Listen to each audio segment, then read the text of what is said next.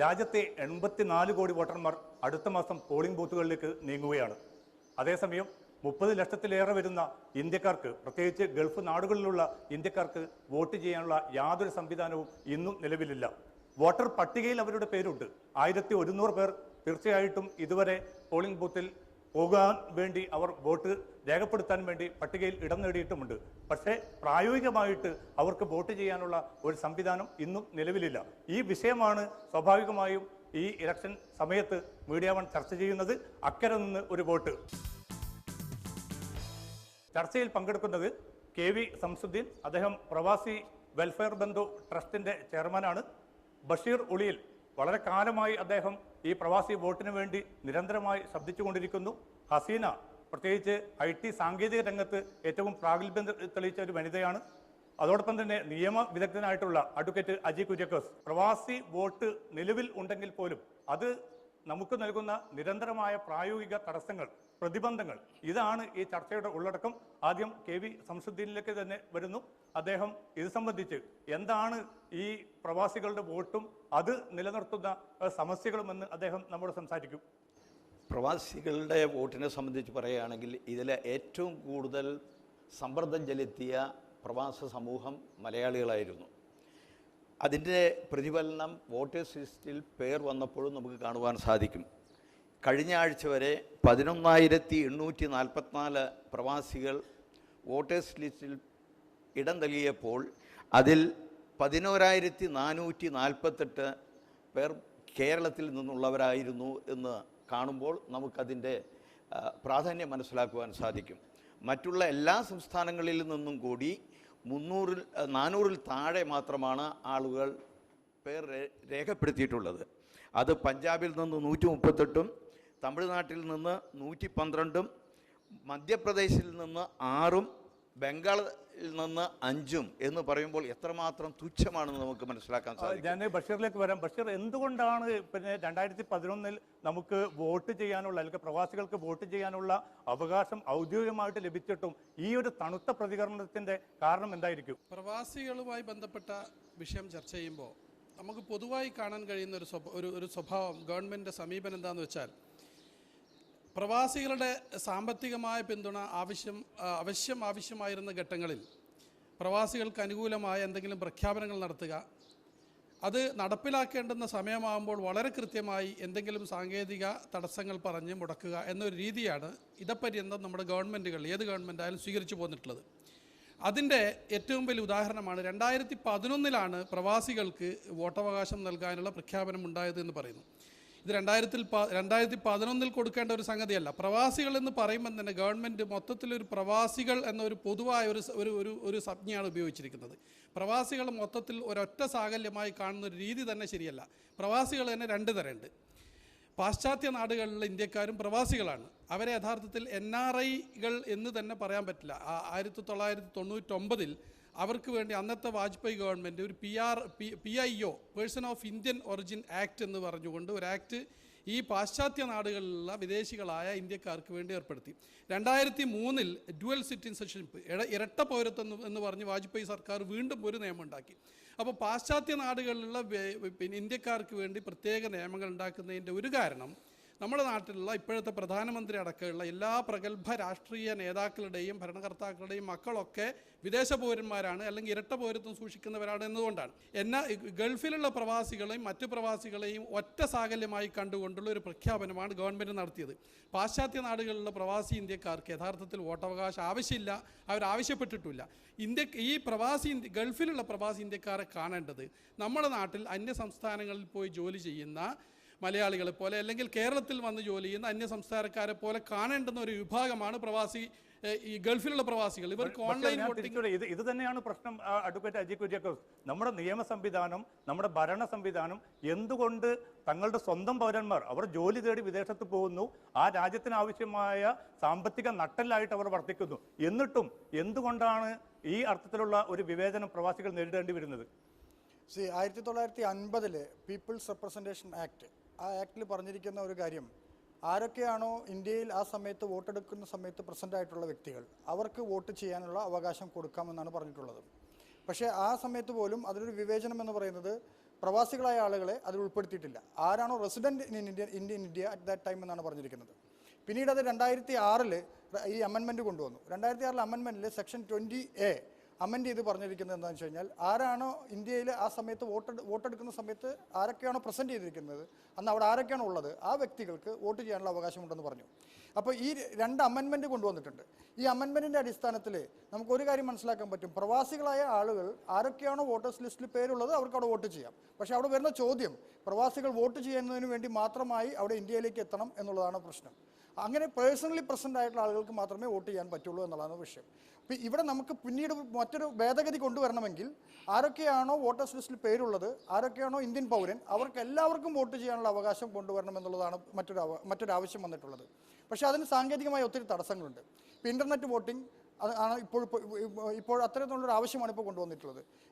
113 രാജ്യങ്ങളിൽ internet voting ഉണ്ട്. UAE ഇപ്പോൾ കഴിഞ്ഞ് നടന്ന തെരഞ്ഞെടുപ്പ് വരെ ഇൻ്റർനെറ്റ് വോട്ടിംഗ് ആണ്. അപ്പോൾ എങ്ങനെയാണ് ഇൻ്റർനെറ്റ് വോട്ടിംഗ് കൊണ്ടുവരേണ്ടത് എന്നുള്ളതിനെ പഠിക്കുന്നതിന് വേണ്ടി ഒരു കാര്യം മനസ്സിലാക്കണം. ഇത് ഇൻ്റർനെറ്റ് വോട്ടിങ്ങിനെ എതിർക്കുന്നവർ എല്ലാവരും മനസ്സിലാക്കേണ്ട ഒരു കാര്യം, ഇന്ത്യ അടക്കമുള്ള രാജ്യങ്ങൾ ഇപ്പോഴും ഇൻ്റർനെറ്റ് വോട്ടിങ്ങിൻ്റെ പൈലറ്റ് സ്റ്റേജിലാണ്. ഇൻ്റർനെറ്റ് വോട്ടിംഗ് നടപ്പിലാക്കുന്നതിന് വേണ്ടിയുള്ള പൈലറ്റ് പ്രാരംഭ നടപടികൾ 2000-ലാണ് അമേരിക്ക പോലുള്ള വളരെ ഡെവലപ്പ് ചെയ്ത രാജ്യത്ത് 2000-ലാണ് ഇൻ്റർനെറ്റ് വോട്ടിംഗ് കൊണ്ടുവന്നിട്ടുള്ളത്. അതാണ് അജയ് കുര്യകസ്. ഇവിടെ സ്വാഭാവികമായും ജനങ്ങൾക്ക്, പ്രത്യേകിച്ച് ഗൾഫ് നാടുകളിൽ ജീവിക്കുന്ന മനുഷ്യർക്ക് ഈ തെരഞ്ഞെടുപ്പ് ദിവസം അവിടെ പോയി വോട്ട് ചെയ്യാൻ സാധ്യമല്ല. അപ്പോൾ പ്രവാസി വോട്ട് നിലവിലുണ്ടോ എന്ന് ചോദിച്ചാൽ 2011 മുതൽ നിലവിലുണ്ട്. വോട്ടർ പട്ടികയിൽ പേരുണ്ടോ എന്ന് ചോദിച്ചാൽ നിലവിലുണ്ട്.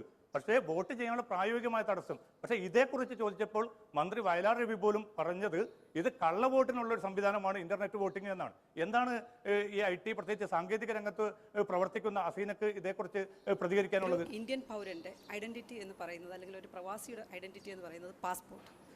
ഈ പാസ്പോർട്ട് ഇല്ലാത്ത ഒരു വ്യക്തി പോലും ഇവിടേക്ക് വരാൻ സാധിക്കില്ല. നമുക്ക് ഇപ്പോൾ ഇലക്ട്രോണിക് യുഗമാണ്. ഈ ഇലക്ട്രോണിക് യുഗത്തിൽ ഈ പാസ്പോർട്ടും IT-ആയിട്ട് റിലേറ്റ് ചെയ്ത് നമുക്ക് എല്ലാ സെക്യൂരിറ്റിയും ഏർപ്പെടുത്താൻ കഴിയുമെന്നുള്ളത് തന്നെയാണ് എൻ്റെ വിശ്വാസം. അതിന് പ്രത്യേകിച്ച് ഒരു തടസ്സവുമില്ല. അതേസമയത്ത് ഇപ്പോൾ ഇന്ത്യയുടെ അവസ്ഥ IT മേഖലയിൽ വളരെ ഉയർന്ന നിലയിലെത്തിക്കഴിഞ്ഞു. പ്രത്യേകിച്ചും 60 കോടിയോളം ജനങ്ങൾക്ക് ആധാർ നിലവിൽ വന്നിരിക്കുകയാണ്. ഇപ്പോൾ അടുത്ത നമ്മൾ അംബാസഡർ പറഞ്ഞത് ഇവിടെയും UAE-യിലും ആധാർ സംവിധാനം ഏർപ്പെടുത്താം എന്ന് പറഞ്ഞിരിക്കും. അങ്ങനെയാണെങ്കിൽ ഇപ്പോൾ ഈ വരുന്ന ഇലക്ഷനിൽ ഒരു ബയോമെട്രിക് സംവിധാനത്തോടുകൂടി വോട്ട് ചെയ്യാൻ സൗകര്യം ഏർപ്പെടുത്തിയാൽ നല്ല. പക്ഷേ അത് പ്രായോഗികമായി തോന്നുന്നില്ല. പക്ഷേ ഇനി വരുന്ന സമയത്തെങ്കിലും ബയോമെട്രിക് സംവിധാനത്തോടുകൂടി വോട്ട് ചെയ്യാനുള്ള സംവിധാനം ഏർപ്പെടുത്തുകയാണെങ്കിൽ, അത് വോട്ടേഴ്സ് ലിസ്റ്റും ആധാറും കൂടി ലിങ്ക് ചെയ്യുകയാണെങ്കിൽ ഏതൊരു വ്യക്തിക്കും അയാളുടെ വീട്ടിലോ ഓഫീസിലോ ഇരുന്നു കൊണ്ട് വോട്ട് ചെയ്യാൻ സാധിക്കും. നമ്മുടെ ഫിംഗർ പ്രിൻ്റ് പോലെ അല്ലെങ്കിൽ റെറ്റിന പോലെ ചോദ്യം ചെയ്യാൻ സാധിക്കാത്ത സംവിധാനം നമ്മുടെ മുമ്പിൽ ഉള്ളപ്പോൾ, അതിനുള്ള സംവിധാനം ഗവൺമെൻറ് ഓൾറെഡി ശേഖരിച്ചു വച്ചിരിക്കുന്ന ഈ സാഹചര്യത്തിൽ ഇത് നിഷ്പ്രയാസം ഇംപ്ലിമെൻ്റ് ചെയ്യാൻ സാധിക്കുന്നതാണ്. ആർക്കോ ഇത് കൊടുക്കണ്ട എന്ന, വോട്ട് ചെയ്യാനുള്ള അവസരം കൊടുക്കണ്ട എന്ന നിർബന്ധ ബുദ്ധി ഉള്ളതുപോലെയാണ് ഇതിൻ്റെ നയങ്ങൾ കാണുമ്പോൾ തോന്നുന്നത്. അത് തന്നെയാണ് പ്രശ്നം. ബഷീർ, സ്വാഭാവികമായിട്ടും ഗവൺമെന്റിന് താല്പര്യമുണ്ടെങ്കിൽ ഇലക്ഷൻ കമ്മീഷൻ ഏറെക്കുറെ അനുഭാവപൂർണ്ണമായിട്ടുള്ള ഒരു നിലപാട് ഇക്കാര്യത്തിൽ സ്വീകരിച്ചു കഴിഞ്ഞിരിക്കുന്നു. ഈ സന്ദർഭത്തിലും ഇത് അട്ടിമറിക്കപ്പെടാൻ, അല്ലെങ്കിൽ ഇത് ഒരിക്കലും നൽകരുത് എന്ന ഒരു നിർബന്ധ ബുദ്ധി ആർക്കോ ചിലർക്കുണ്ട്. എന്താണ് അതേക്കുറിച്ച് പറയാനുള്ളത്? ഉത്തരവാദപ്പെട്ടവർക്ക് ആത്മാർത്ഥമായി ആഗ്രഹമുണ്ടെങ്കിൽ ഇത് നിമിഷങ്ങൾക്കകം നടപ്പാക്കാൻ പറ്റിയൊരു സംവിധാനം. ഇപ്പോൾ ആധാറിനെ പറ്റി ശംസുദ്ദീൻ പറഞ്ഞു. യഥാർത്ഥത്തിൽ ആധാറല്ല, വളരെ വർഷങ്ങൾക്ക് മുമ്പ് ഇന്ത്യൻ എംബസികൾ, ഗൾഫ് നാടുകളിൽ ഇന്ത്യൻ എംബസികൾ പാസ്പോർട്ട് സർവീസ് ഓൺലൈൻ ആക്കി കഴിഞ്ഞിട്ടുണ്ട്. ഇപ്പോൾ എല്ലാ ഡീറ്റെയിൽസ്, ഇപ്പോൾ ഇന്നലെ വന്ന പത്രത്തിൽ ഇനി ആരെങ്കിലും ഹാൻഡ് റിട്ടൺ പാസ്പോർട്ട് കയ്യിലുള്ള ആളുകളുണ്ടെങ്കിൽ മെഷീൻ റീഡബിൾ പാസ്പോർട്ട് ആക്കണമെന്ന് ഇന്നലെ ഒരു പ്രസ്താവന ഇന്ത്യൻ അംബാസഡറായിട്ട് വന്നു. എന്ന് വെച്ചാൽ വളരെ വർഷങ്ങളായി ഓൺലൈനിലാണ് ഇവിടെ പാസ്പോർട്ട് പുതുക്കിക്കൊണ്ടിരിക്കുന്നത്. മാത്രമല്ല, ഒരു പ്രത്യേകം ശ്രദ്ധിക്കേണ്ട സംഗതി, ലോകത്ത് പാസ്പോർട്ട് സർവീസ് ഔട്ട്സോഴ്സ് ചെയ്തിട്ട് വേറൊരു കമ്പനിക്ക് കൊടുക്കുകയും അത് ഓൺലൈൻ വഴി ഡാറ്റ ഇന്ത്യൻ മിഷനുകളിൽ എത്തിക്കുകയും ചെയ്യുന്ന ലോകത്തെ ഒരേ ഒരു രാജ്യം ഇന്ത്യയാണ്. വയലാർ രവി പ്രവാസികാര്യ വകുപ്പ് മന്ത്രി ആകുന്നതിന് മുമ്പ് ജഗദീഷ് ടൈറ്റിൽ കുറച്ചു കാലം പ്രവാസി മന്ത്രിയായിരുന്നു. ആ കാലഘട്ടത്തിൽ അബുദാബിയിൽ വന്നപ്പോൾ അദ്ദേഹത്തോട് ഈ പ്രശ്നം ഉന്നയിച്ചപ്പോൾ അദ്ദേഹം പറഞ്ഞത് constitutionally and legally it is not viable എന്നാണ്. ഭരണഘടനാപരമായും നിയമപരമായും പ്രവാസികൾക്ക് അത് വിവരക്കേടിൻ്റെ ഒരു ഏറ്റവും, കാരണം ഭരണഘടനയല്ല പ്രവാസി വോട്ടവകാശം നിശ്ചയിക്കുന്നത്. അഡ്വക്കേറ്റ് പറഞ്ഞതുപോലെ ജനപ്രാതിനിധ്യ നിയമമാണ്. ജനപ്രാതിനിധ്യ നിയമത്തിൽ ഒരു ചെറിയ മാറ്റം വരുത്തുകയും ഈ സംവിധാനം ഏതെങ്കിലും ഒരു IT കമ്പനി ഏൽപ്പിക്കുകയും ചെയ്താൽ ഒരു ദിവസം കൊണ്ട് നടപ്പാക്കാം. പക്ഷേ ആത്മാർത്ഥമായ ആഗ്രഹമില്ല. ഞാൻ നേരത്തെ പറഞ്ഞതുപോലെ പ്രവാസികളുടെ സാമ്പത്തിക പിന്തുണ ആവശ്യമാണ്. അവരൊരു സമ്മർദ്ദ ശക്തിയായി ഇപ്പം തന്നെ ഇന്ത്യ ഗവൺമെൻറ് പലതരം സമ്മർദ്ദ ശക്തികൾ കൊണ്ട് ഇപ്പം വിവരാവകാശ നിയമം വന്നതോടുകൂടി പൊറുതിമുട്ടിയിരിക്കുകയാണ്. അപ്പോൾ ഇനിയും ഒരു പ്രവാസികൾ എന്ന ഒരു സമ്മർദ്ദ ഒരു ശക്തി ഉണ്ടാകേണ്ടതില്ല അതാണ് യഥാർത്ഥത്തിൽ ഇതിൻ്റെ പിന്നിലുള്ള പ്രചോദകം എന്നതാണ്. ഇത് തന്നെയാണോ പ്രശ്നം? ഇപ്പോൾ ഫോർ എക്സാമ്പിൾ നമ്മളുടെ ബാങ്കിങ് മേഖലയിൽ തന്നെ എടുക്കുകയാണെങ്കിൽ ഇപ്പോൾ ഏതൊരു വ്യക്തിക്കാണ് ഒരു ATM കാർഡ് ഇല്ലാത്തത്? ആ ഒരു കാർഡ് കൊണ്ട് നമുക്ക് പിന്നെ നമ്മളുടെ ഐഡൻറ്റിറ്റിയാണത്. നമ്മൾ പോയി ബാങ്കിൽ പോയി കഴിഞ്ഞാൽ നമുക്ക് നമ്മൾ മാത്രമേ പൈസ വിത്ഡ്രോ ചെയ്യാൻ പറ്റുള്ളൂ, അല്ലെങ്കിൽ നമ്മൾക്ക് മാത്രമേ ട്രാൻസാക്ഷൻ നടത്താൻ പറ്റുള്ളൂ. അതേപോലെ ഇപ്പോൾ ഈ പറയുന്ന ആധാർ കാർഡ് അല്ലെങ്കിൽ ഒരു പ്രവാസിക്കൊരു ഐഡൻറ്റിറ്റി ഗവൺമെൻറ് കൊണ്ടുവരികയാണെന്നുണ്ടെങ്കിൽ ആ ഐഡൻറ്റിറ്റി പാസ്പോർട്ടുമായിട്ട് ലിങ്ക് ചെയ്തിട്ട് തീർച്ചയായും നമുക്ക് ചെയ്യാൻ പറ്റുന്ന കാര്യമേ ഉള്ളൂ. അജി കുര്യക്കോസ് ഇവിടെ സൂചിപ്പിച്ചു, ഇപ്പോൾ ജഗദീഷ് ടൈറ്റിലർ ആയാലും അതോടൊപ്പം തന്നെ വയലാർ രവി ആയാലും ഒരുതരം നിഷേധാത്മക നിലപാട് പ്രവാസ ലോകത്തുള്ള മനുഷ്യർക്ക് അവരുടെ മണ്ണിൽ നിന്ന്, അല്ലെങ്കിൽ അവർ ഇപ്പോൾ ജീവിക്കുന്ന ഉപജീവനം തേടുന്ന മണ്ണിൽ നിന്ന് വോട്ട് ചെയ്യുന്നതിന് പ്രായോഗികമായ തടസ്സങ്ങളാണ് വീണ്ടും വീണ്ടും ഉന്നയിക്കപ്പെടുന്നത്. ഇത് നിയമപരമായിട്ട് ഇതിനെ ഇപ്പോൾ ചോദ്യം ചെയ്തിട്ടുണ്ട് സുപ്രീം കോടതിയിൽ. പക്ഷേ ഇതൊക്കെ ഈ നിയമം, ഇന്ത്യയിലെ നിയമം ഇതിന് എത്ര കണ്ട് അനുകൂലമായിരിക്കും ഇങ്ങനെ ഒരു നീക്കത്തിന്? ഇത് ഇവിടെ ഇപ്പോൾ രാഷ്ട്രീയമല്ല ഇതിനകത്ത് പ്രശ്നം. കാരണം നമുക്കറിയാം, ഈ ഇലക്ട്രോണിക് വോട്ടിംഗ് യന്ത്രം കൊണ്ടുവന്ന സമയത്ത് അന്നത്തെ തെരഞ്ഞെടുപ്പ് കമ്മീഷണർ TN ശേഷൻ്റെ ഒരു പ്രസ്താവന, പത്രപ്രസ്താവനയില്ലേ, അദ്ദേഹം പത്രസമ്മേളനം നടത്തിയപ്പോൾ പറഞ്ഞു 4 മണിക്കൂർ കൊണ്ട് ഇന്ത്യയിലെ മൊത്തം തെരഞ്ഞെടുപ്പിൻ്റെ ഫലം എനിക്ക് ഈ ഇലക്ട്രോണിക് വോട്ടിംഗ് യന്ത്രം വഴി നടത്താനായിട്ട് സാധിക്കും. പക്ഷേ ഇന്ത്യയിലെ ജനങ്ങളുടെ ചിന്താഗതിക്കനുസരിച്ച് അത്തരം 4 മണിക്കൂർ കൊണ്ട് ഒരു പ്രസ്താവന നടത്തി അത്തരം ഒരു തെരഞ്ഞെടുപ്പ് ഫലം പുറപ്പെടുവിച്ചു കഴിഞ്ഞു കഴിഞ്ഞാൽ അതിനെ അവർ വളരെ മോശമായി കാണുകയും, മോശമായി ഇൻ ദ സെൻസ് അതിനകത്ത് എന്തെങ്കിലും കൃത്രിമം നടന്നിട്ടുണ്ട് എന്ന് കാണുകയും ചെയ്യുന്നതുകൊണ്ട് ഇതിന് 10 മണിക്കൂറെങ്കിലും വൈകിച്ചേ പറ്റുള്ളൂ എന്ന് പറഞ്ഞു. നമ്മുടെ ഇന്ത്യൻ ജനതയുടെ ഒരു ചിന്താഗതിയാണ് അവിടെ TN ശേഷം പറഞ്ഞത്. നമുക്ക് ബെൻ ഗോൾഡ് സ്മിത്ത് എന്ന് പറഞ്ഞ ആളുടെ ഒരു ലേഖനത്തിലേക്ക് നമുക്ക് കിടക്കാം. ബെൻ ഗോൾഡ് സ്മിത്ത് ആണ് ആദ്യമായിട്ട് ഇത്തരത്തിലുള്ള ഇൻ്റർനെറ്റ് വോട്ടിംഗ് കൊണ്ടുവരുന്നത്. ലോകത്തിൽ അദ്ദേഹത്തിനെയാണ് അമേരിക്ക ഏൽപ്പിക്കുന്നത്, ബെൻ ഗോൾഡ് സ്മിത്ത്. അദ്ദേഹം ഇപ്പോൾ കൊസോവോയിലും പാകിസ്ഥാനിലും അദ്ദേഹം ഇപ്പോൾ ഇതിന് നടപ്പിലാക്കുന്നതിന് വേണ്ടിയുള്ള ശ്രമം നടത്തിക്കൊണ്ടിരിക്കുകയാണ്. അദ്ദേഹം പറഞ്ഞ 2-3 കാര്യങ്ങൾ വളരെ ഇതിനകത്ത് പ്രസക്തമാണ്.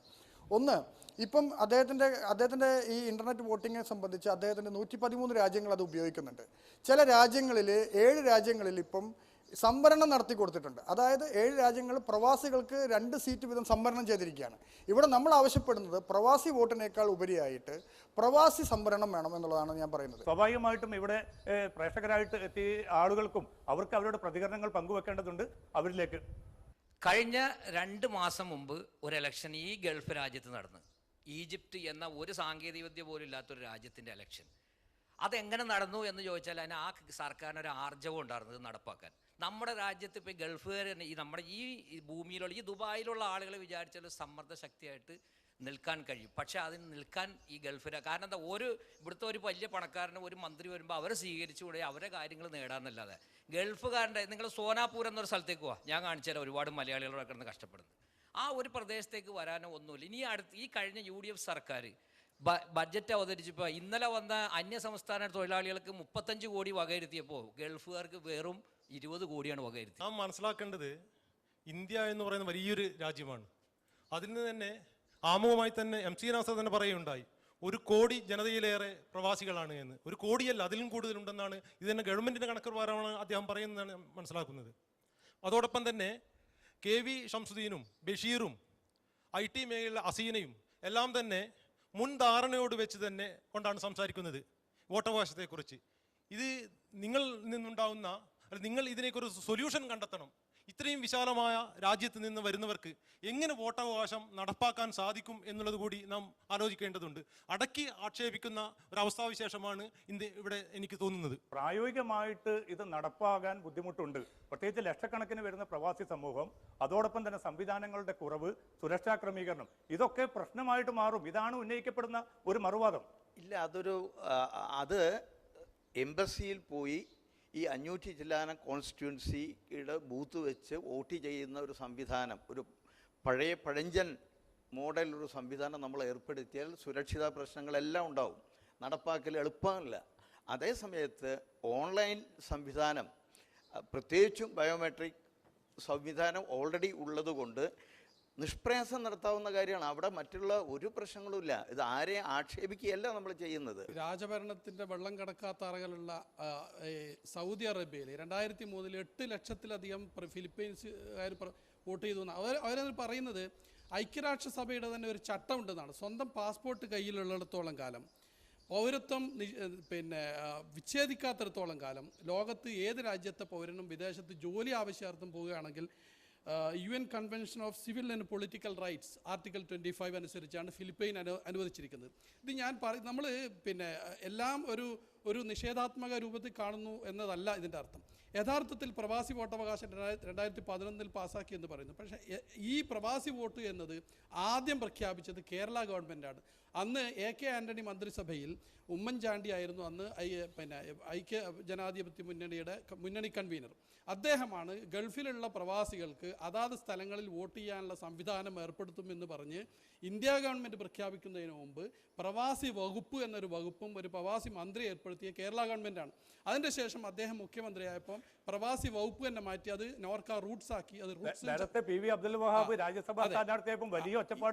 ഇതിൽ തന്നെ വേറൊരു കപളതന്ത്രം ഉള്ള എന്താണെന്ന് വെച്ചാൽ പ്രവാസികൾക്ക് വോട്ടേഴ്സ് ലിസ്റ്റിൽ പേര് ചേർത്തിയാൽ വോട്ട് ചെയ്യാന്ന് പറഞ്ഞു.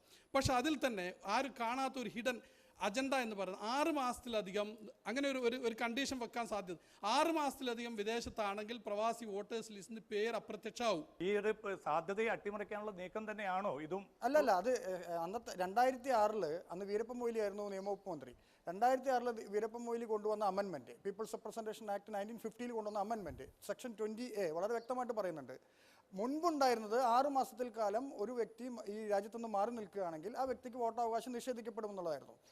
ബഷീർ സാഹിബ് പറയും ഒരു കാര്യം ഇതിനകത്തുള്ളത് ശരിയാണ്, വളരെ വ്യക്തമായിട്ട് നേരത്തെ സൂചിപ്പിച്ചതിൽ തന്നെ ഇത് നടപ്പിലാക്കുന്നതിനുള്ള ഒരു ആർജവക്കുറവുണ്ട്, അത് സത്യമാണ്. പക്ഷേ നമ്മുടെ ഇന്ത്യ രാജ്യത്തിനെ സംബന്ധിച്ച് എല്ലാ കാര്യങ്ങളും തീരുമാനിക്കുമ്പോഴും ഇപ്പോൾ നേരത്തെ അദ്ദേഹം പറഞ്ഞ ഒരു കാര്യം പറഞ്ഞു, പീപ്പിൾസ് റെപ്രസെന്റേഷൻ ആക്ട് ആണ് ഇതിൽ ബാധകം എന്ന് പറഞ്ഞു. പക്ഷേ ഇന്ത്യൻ ഭരണഘടന, ഇപ്പം ഡോക്ടർ ഷംസീർ നമുക്കറിയാം, ഇപ്പോൾ പ്രവാസി ഭാരത് ദിവസിൽ അവാർഡ് വാങ്ങിയ അദ്ദേഹമാണ് ഇപ്പം ഈ കേസ് കൊടുത്തിരിക്കുന്നത്, സുപ്രീം കോടതിയിൽ കൊടുത്തിരിക്കുന്നത്.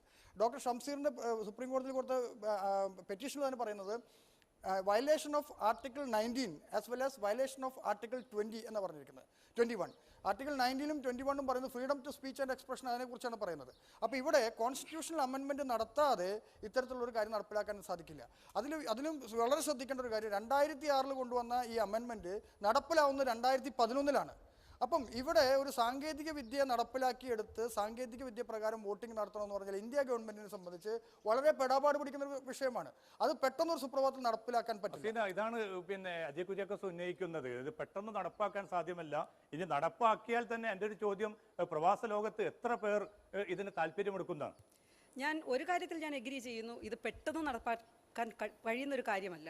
കാരണം ഇതിനകത്ത് ഒരുപാട് IT വിദഗ്ധരുടെ ഇൻവോൾവ്മെൻ്റ് ഉണ്ടാവണം, ഒരുപാട് കാര്യങ്ങൾ അതിനെക്കുറിച്ചിട്ട് ചർച്ച ചെയ്ത് തീരുമാനത്തിലെത്തണം. ഇപ്പോൾ IT രംഗത്തെ വിദഗ്ധരുടെ കാര്യം പറയുകയാണെങ്കിൽ ഇപ്പം നമ്മുടെ ഇന്ത്യക്കാർ IT-യിൽ ഒട്ടും പുറകിലല്ല. അതിൽ ഏറ്റവും കൂടുതൽ ആൾക്കാരും പുറത്ത് തന്നെയാണ് വർക്ക് ചെയ്യുന്നത്. നമ്മൾ ആ കഴിവുകളെ നമ്മൾ ഇന്ത്യയിലേക്ക് കൊണ്ടുവരികയും അതിനെ യൂട്ടിലൈസ് ചെയ്യാൻ ശ്രമിക്കുകയാണ് വേണ്ടത്. ഈ അനുകൂലമായിട്ടുള്ള സാഹചര്യം വരികയും നിയമപരമായിട്ട് അതിന് പരിരക്ഷ ലഭിക്കുകയും ചെയ്യുകയാണെങ്കിൽ എത്ര പേർ ഇത് ഉപയോഗപ്പെടുത്തും? അമേരിക്കയുടെ തെരഞ്ഞെടുപ്പിൽ പ്രസിഡൻഷ്യൽ തെരഞ്ഞെടുപ്പായതുകൊണ്ട് കുറേ എളുപ്പമാണ്. പക്ഷേ അവിടുത്തെ സെനറ്റിലേക്കുള്ള തെരഞ്ഞെടുപ്പ് ഇതേ രീതിയിലാണ് നടക്കുന്നതെന്നാണ് ഞാൻ മനസ്സിലാക്കുന്നത്. അപ്പോൾ സെനറ്റിലേക്ക് ഒരു ഏകദേശം 200-ഓളം സെനറ്റർമാർ മത്സരിക്കുകയും വിജയിക്കുകയും ചെയ്യുമ്പോഴും ഈ തരത്തിലുള്ള ഒരു തെരഞ്ഞെടുപ്പാണ് നടക്കുന്നത്. അതോടൊപ്പം തന്നെ നമ്മളടുത്ത് ഇത്രത്തോളം ഡാറ്റാസ് ഉള്ള സമയത്ത് വളരെ എളുപ്പമാണെന്നുള്ളതാണ്. അപ്പോൾ ടൈറ്റ്ലറുടെയും നമ്മുടെ പ്രവാസി മന്ത്രി വലാർ രവിയുടെയും മനോഭാവം കാണിക്കുന്നത് സർക്കാരുകളുടെ മൊത്തത്തിലുള്ള മനോഭാവമാണ്. ആ മനോഭാവം കൊണ്ടാണ് സത്യത്തിൽ ഇത് നടക്കാതെ പോകുന്നത്. ഒരുപക്ഷെ കുറേം കൂടി ഇറങ്ങി വരികയും പ്രവർത്തിക്കുകയും ഒക്കെ ചെയ്യുകയാണെങ്കിൽ ഇത് വളരെ എളുപ്പമാകുമെന്നാണ് എനിക്ക് തോന്നുന്നത്. ഈ വിഷയങ്ങൾ നമ്മൾ ചർച്ച ചെയ്ത് തുടങ്ങിയിട്ട് തന്നെ വർഷങ്ങളായി. ഇതേ ചർച്ച വ്യത്യസ്ത പ്ലാറ്റ്ഫോമിൽ നമ്മൾ നിരന്തരം ചെയ്തുകൊണ്ടിരിക്കുക. പക്ഷേ ഇത് പ്രായോഗികമാക്കാൻ ഒരു വളരെ കളക്റ്റീവായിട്ടുള്ള കൂട്ടമായിട്ടുള്ള ഒരു എഫേർട്ട് നമ്മുടെ ഭാഗത്തു നിന്ന് ഉണ്ടായിട്ടുണ്ട്. ഒരു പ്രവാസ സമൂഹം എന്നുള്ള നമുക്കൊക്കെ 900 സംഘടനകൾ ഓരോരുത്തരും ഓരോ പ്ലാറ്റ്ഫോമിൽ നിന്നിട്ട് ഇതിന് വർക്ക് ചെയ്യാണ്. ഒന്ന്. രണ്ട്, ഇത്തരം സാങ്കേതിക വിദ്യ നിലനിൽക്കുമ്പോൾ ഇത് ഈ പ്രായോഗികമല്ല എന്ന് പറയുന്നത് കാലാകാലങ്ങളിൽ ഇന്ത്യ ഭരിച്ചുകൊണ്ടിരിക്കുന്ന അധികാരികളുടെ അവരുടെ ആ സുഖത്തിൽ അവർക്ക് വിരാടാൻ കഴിയുമ്പോൾ അതിനൊരു വിഘാതമാവും. ഇത്തരം നമ്മളുടെ ഒരു ഇൻവോൾവ്മെൻറ്റുള്ള കൃത്യമായ ധാരണയും കണക്കുകൂട്ടലുകളുടെ അടിസ്ഥാനത്തിലാണ് ഇത് മുടക്കുന്നത്. ഒരു ഭരണകൂടത്തിൻ്റെ നമ്മുടെ സാമൂഹിക സംഘടനകളുടെ മുഖ്യധാരയുടെ പ്രവാസികളോടുള്ള ഈ സമീപനം തന്നെയല്ലേ ഇതിൻ്റെ അടിസ്ഥാന പ്രശ്നം? യഥാർത്ഥത്തിൽ നമ്മൾ വിദേശ നാടുകളിലുള്ള സംഘടനകളുടെ കൂട്ടമായ സമ്മർദ്ദത്തിൻ്റെ ഫലം ആയിട്ട് തന്നെയാണ് നമുക്ക് വോട്ടവകാശം ലഭിച്ചത്, യാതൊരു സംശയം. ഒന്ന്. രണ്ടാമത്, ആദ്യം വോട്ടേഴ്സ് ലിസ്റ്റിൽ പേര് ചേർത്താൻ നമ്മൾ നാട്ടിലുണ്ടെങ്കിലേ സാധിക്കുമായിരുന്നുള്ളൂ. അത് ഓൺലൈൻ ചെയ്യാനുള്ള സംവിധാനം ഇപ്പോൾ കിട്ടി. എന്നതുപോലെ തന്നെ നമ്മളുടെ ഭാഗത്തുനിന്ന് സമ്മർദ്ദമുണ്ടായിക്കഴിഞ്ഞാൽ ഇപ്പോൾ ഈ നടത്തുന്നത് പോലെ വിവിധ തരത്തിലുള്ള പലവിധ കോണുകളിൽ നിന്നും കൂട്ടമായ സമ്മർദ്ദം ഉണ്ടായിക്കഴിഞ്ഞാൽ ഈ ഇലക്ഷന് നടന്നില്ലെങ്കിലും ഇനി വരാൻ പോകുന്ന അസംബ്ലി ഇലക്ഷനും മറ്റും ഇതിനുള്ള സംവിധാനം ഉണ്ടാകും. ഇപ്പോൾ ആധാർ എന്ന സംവിധാനം വരുന്നതിന് മുമ്പ് അതിനെപ്പറ്റി എഴുതിയ ഒരു ബൃഹത്തായ പുസ്തകം വായിച്ചു നോക്കിയാൽ പല സംവിധാനങ്ങളും അതിൽ വിഭാവനം ചെയ്തിട്ടുണ്ട്. അതിൽ പറയുന്ന ഒരു സംഭവം, ഇത് മുഴുവൻ ഇന്ത്യക്കാരിൽ ഇപ്പോൾ 60 കോടിയിൽ കൂടുതൽ ആളുകളുടെ കയ്യിൽ ആയിക്കഴിഞ്ഞു. ഇത് ആവുന്നൊരു സാഹചര്യം വന്നു കഴിഞ്ഞാൽ വോട്ടേഴ്സ് ലിസ്റ്റിൽ പ്രത്യേകം അപ്ലിക്കേഷൻ കൊടുത്ത് വോട്ടേഴ്സ് ലിസ്റ്റിൽ ചേരുക എന്നുള്ളതെല്ലാം മാറി ഒരു ഇന്ത്യക്കാരെന്നുള്ള നിലയ്ക്ക് അവനുള്ള അവകാശം ഇത് ഓട്ടോമാറ്റിക്കലി വരുന്ന ഒരു സംവിധാനം വരും. അങ്ങനെ വന്നു കഴിഞ്ഞാൽ ഇപ്പോൾ അജയ് കുര്യാക്കോസ് പറഞ്ഞതുപോലെ നമ്മുടെ ഭരണഘടനാപരമായും മറ്റുള്ള മാറ്റങ്ങൾ അതിന് ഗവൺമെൻറ് ഏത് ഗവൺമെൻറ്റാണോ അധികാരത്തിൽ വരുന്ന അവർ ചെയ്യാൻ സന്നദ്ധരായി തീരും. എല്ലാവരും പറഞ്ഞു ഇത് പെട്ടെന്ന് നടപ്പാക്കാം. ഇത് പെട്ടെന്നല്ലല്ലോ, 40 വർഷമായി പറഞ്ഞുകൊണ്ടിരിക്കുന്നതാണ്. ഇന്നല്ല ഈ ചർച്ച തുടങ്ങിയിട്ടുള്ളൂ, വർഷങ്ങളായി പറഞ്ഞുകൊണ്ടിരിക്കുന്നത്. പെട്ടെന്നല്ല ഇത്. 1999 PIO കാർഡ് ഉണ്ടാക്കിയതിന് ശേഷം 2003 ഡ്യുവൽ സിറ്റിസൺഷിപ്പ് എന്ന് പറയുന്ന ഒരു നിയമവും ഗവൺമെൻറ് ഉണ്ടാക്കി. എന്ന് വെച്ചാൽ 2 പാസ്പോർട്ട് ഉള്ളവർക്ക് വിസ അടിക്കാതെ നാട്ടിൽ വരാം, പ്രോപ്പർട്ടി വാങ്ങാം. ഇപ്പം അതിൻ്റെ ഇടയ്ക്ക് അച്യുതാനന്ദൻ ഒരു പ്രസ്താവന നടത്തിയത് നമ്മൾ ശ്രദ്ധിക്കാതെ പോയൊരു പ്രസ്താവന ഉണ്ട്. നാട്ടിൽ ഭൂമി വാങ്ങിക്കൂട്ടുന്നു വിദേശികളല്ല, ഇന്ത്യൻ പാസ്പോർട്ടുള്ള വിദേശ പൗരന്മാരാണ്. അതിൽ നമ്മുടെ എല്ലാ മന്ത്രിമാരുടെയും പ്രമുഖരായ മന്ത്രിമാരുടെയും പ്രതിപക്ഷ നേതാക്കളുടെയും മക്കളുണ്ട്. അപ്പോൾ ഇച്ഛാശക്തിയുള്ള അമേരിക്കക്കാർക്ക് അത് ചെയ്യിക്കാൻ പറ്റുന്നുണ്ട്. അവർക്ക് വേണ്ടി അവരാണെങ്കിൽ നമ്മുടെ നാട്ടിൻ്റെ സാമ്പത്തിക നട്ടെല്ലും അല്ല. അപ്പോൾ മനസ്സിലാക്കേണ്ടത് നമ്മൾ തന്നെ ഒരു ഒരു ലിത്താർജിക് സൊസൈറ്റി, സ്വയം ഉള്ളുവലിഞ്ഞ, ഒന്നിനും ഇടപെടാത്ത, ഇവിടുത്തെ സ്പോൺസർഷിപ്പിൻ്റെ ഒക്കെ ഒരു സ്വഭാവം കൊണ്ടായിരിക്കും. അങ്ങനെ ആയിക്കഴിഞ്ഞ ഒരു അവസ്ഥയിൽ നമുക്ക് ഒരു സമ്മർദ്ദ ശക്തിയാവാനുള്ള ഇച്ഛാശക്തി ഇല്ല. നമുക്ക് വേണ്ടി എന്തെങ്കിലും ചെയ്തു തരാനുള്ള ഇച്ഛാശക്തി അവർക്കും ഇല്ല. മാത്രമല്ല, പ്രസ്താവനകൾ കൊണ്ട് സംതൃപ്തരാവുന്ന വിഭാഗമാണ് എന്ന് വളരെ വർഷങ്ങളായി നമ്മെപ്പറ്റി നമ്മുടെ ഭരണകർത്താക്കൾ ഏറ്റവും വലിയ പ്രശ്നം. ഫോർ എക്സാമ്പിൾ നമ്മളിപ്പോൾ നാട്ടിൽ കാണുന്നുണ്ട്, ആദിവാസികൾ അവർക്ക് പട്ടയം കിട്ടിയില്ല എങ്കിൽ അവർ വോട്ട് ചെയ്യാൻ പോകാൻ തയ്യാറല്ല. അവർ തീരുമാനം എടുത്തു കഴിഞ്ഞു. ആ തീരുമാനത്തിൻ്റെ പുറകെ ഈ നേതാക്കൾ തീർച്ചയായും എന്തെങ്കിലും ഒരു അവരുടെ കാര്യങ്ങൾ സാധിച്ചു കൊടുത്ത് അല്ലെങ്കിൽ വോട്ട് എത്തിക്കാനുള്ള ഒരു മാർഗം നോക്കുന്നുണ്ടാവും, അവരുടെ മുദ്രാവാക്യം. അതേപോലെ നമ്മളുടെ ഭാഗത്ത്, പ്രവാസികളുടെ ഭാഗത്ത് നിന്ന് ഏത് രീതിയിലുള്ള ഒരു സമ്മർദ്ദമാണ് ഇതുവരെ നടക്കുന്നത്? ഈ വോട്ടവകാശം എന്നത് പൂർണ്ണാർത്ഥത്തിൽ പ്രായോഗികമായാൽ തന്നെ എന്തായിരിക്കും അതിലൂടെ പ്രവാസികൾക്ക് ലഭിക്കാൻ പോകുന്ന ഏറ്റവും മെച്ചപ്പെട്ട പ്രയോജനം? ഡോക്ടർ ഷംസീർ ഫയൽ ചെയ്തിട്ടുള്ള പൊതു താല്പര്യ ഹർജിയിൽ പറഞ്ഞിരിക്കുന്ന 2-3 കാര്യങ്ങൾ വെച്ച് നോക്കുകയാണെങ്കിൽ ഇത് ഹൈക്കോടതിയിൽ നിന്ന് ഒരു നോട്ടീസ് ഓർഡർ ആവുകയോ അതിലപ്പുറം ഒന്നും ഉണ്ടാവില്ല. കാരണം അതിനകത്ത് പറഞ്ഞിരിക്കുന്നത് വോട്ട് ചെയ്യാനായിട്ട് ഇന്ത്യക്കാരൻ ആരാണോ പാസ്പോർട്ട് ഉണ്ടെങ്കിൽ പോലും അദ്ദേഹത്തിന് വോട്ട് ചെയ്യാനായിട്ട് ഇന്ത്യ ഗവൺമെൻറ് അനുമതി കൊടുത്തിട്ടുണ്ട്. പാസ്പോർട്ടുള്ള വ്യക്തി ഇന്ത്യയിലേക്ക് പോയി കഴിഞ്ഞാൽ അവർക്ക് അവിടെ വോട്ട് ചെയ്യാം. അപ്പം ഉള്ളവനും ഇല്ലാത്തവനും, ഹാവ്സ് ആൻഡ് ഹാവ് നോട്ട്സ്, അതാണ് ഇവിടെ പറഞ്ഞിരിക്കുന്നത്. ഉള്ളവനും ഇല്ലാത്തവനും തമ്മിലുള്ള അന്തരമുള്ളത് കൊണ്ട് ഇത്തരത്തിലുള്ള നിയമം നിലനിൽക്കില്ല. ഞാൻ പറയുന്നത് ഇത് ഒരു 24 hours കൊണ്ട് ഉണ്ടാവുന്നില്ല. ഓഫ് കോഴ്സ് അത് അതിന് സോ മെനി ഹഡിൽസ് ഉണ്ടാവും. പക്ഷെ അതൊരു പ്രൊജക്ട് ബേസ്ഡ് ചെയ്താൽ അതിനെ അതിൻ്റെതായ കമ്പനികളെ ഏൽപ്പിച്ചാൽ ഇത് നടപ്പാക്കാൻ പറ്റുന്നേ ഉള്ളൂ. ഒരു ഗവൺമെൻറ്റിൻ്റെ ഇച്ഛാശക്തിയെക്കുറിച്ച് നമ്മളിവിടെ ഒരുപാട് സംസാരിച്ചു. പക്ഷേ ഈ കൂട്ടത്തിലിരിക്കുന്ന നമ്മളിലിരിക്കുന്ന എത്ര പേർക്ക് രാഷ്ട്രീയമില്ലാതെ ഈ കാര്യത്തിൽ സമ്മർദ്ദ ശക്തിയായി മാറാൻ കഴിയും? ഇവിടെ വരുന്ന പ്രധാനപ്പെട്ട ഒരു പ്രശ്നം, നമ്മുടെ പ്രവാസി കാര്യ വകുപ്പിനോ പ്രവാസി മന്ത്രിമാർക്കോ പ്രവാസികളുടെ പ്രശ്നങ്ങളെക്കുറിച്ച് കാര്യമായ ധാരണയില്ല എന്നുള്ളതാണ്. നമ്മുടെ കോൺസുലേറ്റിലും എംബസിയിലൊക്കെ നടക്കുന്ന പ്രവാസി മന്ത്രിമാരുടെ ഓപ്പൺ ഹൗസിൽ നമുക്കത് വ്യക്തമാവുന്നതാണ്. പ്രവാസികൾക്കൊരു സമ്മർദ്ദ ശക്തിയാവാൻ ഒരു ശക്തമായ ഒരു സമ്മർദ്ദ ശക്തിയാവാൻ കഴിയുന്നില്ല എന്നതാണ് ഇതിൻ്റെ ഒരു വശം. നേരത്തെ എല്ലാവരും അംഗീകരിച്ചൊരു കാര്യമാണ്. അതിനൊരു പ്രധാനപ്പെട്ട കാരണം എന്ന് പറയുന്നത് നമ്മുടെ ഇവിടെയുള്ള സംഘടനകളൊക്കെ മിക്കവാറും നമ്മുടെ നാട്ടിലെ മുഖ്യധാരാ രാഷ്ട്രീയ സംഘടനകളുടെ വാലുകളാണ് എന്നതാണ്. നമ്മളിപ്പം മനസ്സിലാക്കേണ്ട സംഗതി, ഈ സംഘടനകളെല്ലാം പിരിച്ചുവിട്ട് നമ്മളൊരു പ്രവാസി സംഘടന ആയിച്ചേരണം എല്ലാവരും എന്നതല്ല. പൊതു പ്രവാസി ആം ആത്മീയ മനസ്സ് നമ്മൾ ഇത്തരം വിഷയങ്ങളിൽ വളർത്തിയെടുക്കേണ്ടത്. താങ്കൾ കുറേ കാലമായി ഈ പ്രവാസ പ്രശ്നങ്ങൾ സജീവമായിട്ട് ഇടപെടുന്ന ഒരു വ്യക്തി കൂടിയാണ്. താങ്കൾക്ക് നിരാശ തോന്നുന്നുണ്ടോ? അല്ല, എനിക്ക് ഈ കാര്യത്തിൽ നിരാശ തോന്നുന്നതല്ല, ശുഭാപ്തി വിശ്വാസമാണുള്ളത്. അതിലൊക്കെ പ്രധാന കാരണം ഈ ഒരു വിഷയത്തിൽ ശക്തിയായിട്ട് സമ്മർദ്ദം ചെലുത്തിയിരുന്ന മലയാളികളാണ്. അത് നമ്മൾ മനസ്സിലാക്കണം. കേരളത്തിലുള്ള ബഷീർ പറഞ്ഞതുപോലെ തന്നെ ഇവിടെയുള്ള എല്ലാ സംഘടനകളും രാഷ്ട്രീയ സംഘടനകളും വാലുകളാണ് ഇവിടെ ഉള്ളത്. ഇപ്പം എന്നെ സംബന്ധിച്ച് രാഷ്ട്രീയമായ ബന്ധം ഇല്ലാത്തൊരു വ്യക്തിയാണ്. പക്ഷേ ഞാൻ ആ സംഘടനകളുടെ പ്രവർത്തനങ്ങളെ വളരെ ശക്തിയായിട്ട് അംഗീകരിക്കുന്നുണ്ട്. ഇവിടെയുള്ള എല്ലാ രാഷ്ട്രീയ സംഘടനകളും വോട്ടവകാശത്തിന് വേണ്ടി ശക്തിയായിട്ട് ശബ്ദം ഉയർത്തിയവരാണ്. അതുപോലെ തന്നെ നമ്മൾ ചെയ്യേണ്ട ഒരു കാര്യം, മലയാളികളല്ലാതെ മറ്റാരും ചെയ്യുന്നില്ല എന്നുള്ളത് നമ്മൾ മനസ്സിലാക്കണം. മറ്റുള്ള സംസ്ഥാനങ്ങളിൽ നിന്നുള്ള ധാരാളം NRIs ഇവിടെ ഉണ്ടായിട്ടും അവരാരും ശബ്ദം ചെലുത്തുക. അപ്പോൾ നമ്മൾ ഈ കാര്യത്തിലും മലയാളികളുടെ ഏതൊക്കെ സംഘടനകളുണ്ടോ അവർ ശക്തിയുക്തം ഒരു സമ്മർദ്ദം ചെലുത്തുന്ന സാഹചര്യം നമ്മൾ ഒരുക്കുകയാണെങ്കിൽ വൈകാതെ തന്നെ ഇവിടെ വോട്ട് ചെയ്യാൻ പറ്റുന്ന സാഹചര്യം ഉണ്ടാവും എന്ന് വ്യക്തിപരമായിട്ട് പ്രതീക്ഷിക്കുന്നുണ്ടോ? തീർച്ചയായും പ്രതീക്ഷ പുലർത്തിയെങ്കിൽ മാത്രമേ നമുക്ക് മുമ്പോട്ട് പോകാൻ കഴിയുള്ളൂ. അജയ് കുര്യാക്കോസ്, ഒരു കാര്യം അവസാനമായി പറഞ്ഞുകൊള്ളട്ടെ. ഈ ഓൺലൈൻ വോട്ടിംഗ് സിസ്റ്റം നടപ്പിലാക്കേണ്ടത് പ്രവാസികളുടെ മാത്രം ആവശ്യമല്ല, അതാദ്യം മനസ്സിലാക്കൂ. കാരണം ഇന്ത്യ ഗവൺമെൻറ് കഴിഞ്ഞ വർഷത്തെ ലോകസഭയിൽ 158 ചോദ്യങ്ങളാണ് ഓൺലൈൻ വോട്ടിങ്ങിനെ കുറിച്ച് വന്നിട്ടുള്ളത്. ആ 158 ചോദ്യങ്ങളിൽ വന്നിട്ടുള്ളതിൽ നിന്നും അവരെല്ലാം ആവശ്യപ്പെട്ടിരിക്കുന്നത് ഇന്ത്യയിൽ മൊത്തം തന്നെ ഓൺലൈൻ വോട്ടിംഗ് സംവിധാനം നടപ്പിലാക്കണം എന്നുള്ളതാണ്. അപ്പോൾ അതുകൊണ്ട് എത്രയും പെട്ടെന്ന് അടുത്ത ഒരു ഗവൺമെൻറ്റിൻ്റെ കാലയളവിൽ തന്നെ ഈ ഓൺലൈൻ വോട്ടിംഗ് സംവിധാനം നിലവിൽ വരുമെന്നുള്ളതാണ് നമുക്ക് പ്രത്യാശിക്കാൻ പറ്റുന്നത്. ഏറ്റവും വലിയ ഒരു ജനായത്ത സംവിധാനം നിലനിൽക്കുന്ന ഇന്ത്യയിൽ അതിൻ്റെ ലക്ഷക്കണക്കിന് വരുന്ന പ്രവാസികൾക്ക് സ്വാഭാവികമായും അവർ ജീവിക്കുന്ന പ്രദേശത്ത് തന്നെ ഇന്റർനെറ്റ് ഉൾപ്പെടെയുള്ള സംവിധാനങ്ങളിലൂടെ എല്ലാ അർത്ഥത്തിലും പ്രയോഗതലത്തിൽ വോട്ട് രേഖപ്പെടുത്താൻ സാധിക്കും എന്ന ഒരു ചർച്ചയാണ്, അല്ലെങ്കിൽ ആ സ്വഭാവത്തിലുള്ള ഒരു വിലയിരുത്തലാണ് അക്കരെ നിന്ന് ഒരു വോട്ട് എന്ന തെരഞ്ഞെടുപ്പ് ടോക്ക് ഷോയിൽ ഉയർന്നിരിക്കുന്നത്.